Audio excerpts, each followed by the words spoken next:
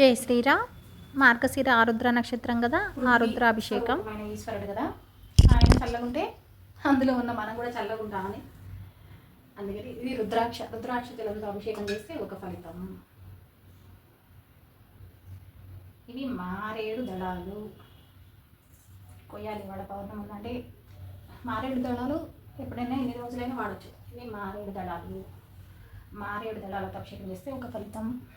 ఇది పచ్చకర్పూరం, స్వామికి సుగంధం వచ్చి వాటర్తో అభిషేకం చేస్తే ఒక ఫలితం. ఉచ్చలు కూడా వేయాలి స్వామికి దాంట్లో అభిషేకం. ఇప్పుడు ఇది విభూతితో అభిషేకం చేస్తే ఒక ఫలితం.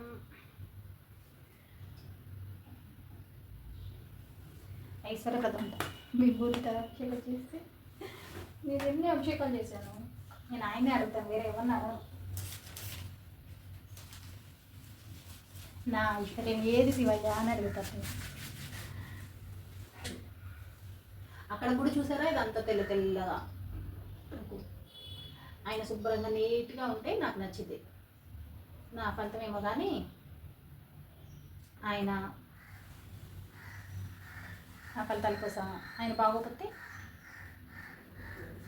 అందుకనే కుంకుమలు గంధాలు ఎట్లా పెడతామండి. ఆ గంధం అసలు ఏం గంధం అది, అందుకే పచ్చకర్పూరం పెట్టేది వాసన. గంధం చెక్క వద్ది, ఇంకా కావాలంటే తులసి గంధం పెడతాను. తులసి చెక్క అంటే నా పళ్ళు ఎట్లుంటాయంటే చూపిస్తానులేండి గంధం పూజలో. ఇప్పుడు ఇది అభిషేకం. స్వామికి తెల్ల బియ్యం అంటే ఇష్టం. ఆయనకి ఇష్టమేంటి, ఆయనకి పెడితే మనకి అదే అక్షయమై మనకు తిరిగి వచ్చిందనే కదా. నానబెట్టిన తెల్ల బియ్యం శివయ్యకి అక్షింతలు. ఓకే,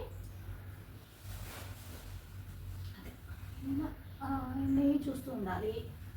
ఇప్పుడు అమ్మవారు రావాలి, ఎప్పుడు వస్తుందో ఆవిడ. నేను కంగారు పడినా, ఎందుకంటే ఈయన ఎప్పుడు వచ్చాడో నాకు తెలియదు కదా. ఆవుని ఇంట్లో పెట్టేశాను కొన్ని సంవత్సరాలు. ఉన్న ఆవుని ఎంత మా పిల్లలు తినేవాళ్ళు. మా చింతల్లి ఆవుని తింటే అది దగ్గొచ్చేది. ఆవుని ఎంత స్వామికి మళ్ళీ మళ్ళీ మళ్ళీ మళ్ళీ పోసేసేదాన్ని. ఎక్కువ వెండి దీపాలు పడేదాన్ని. అప్పుడు పెద్దవి వెండి దీపాలు పడేదాన్ని. మొదటి కంప్లైంట్. తీస్తాను అవి. Thanks for watching.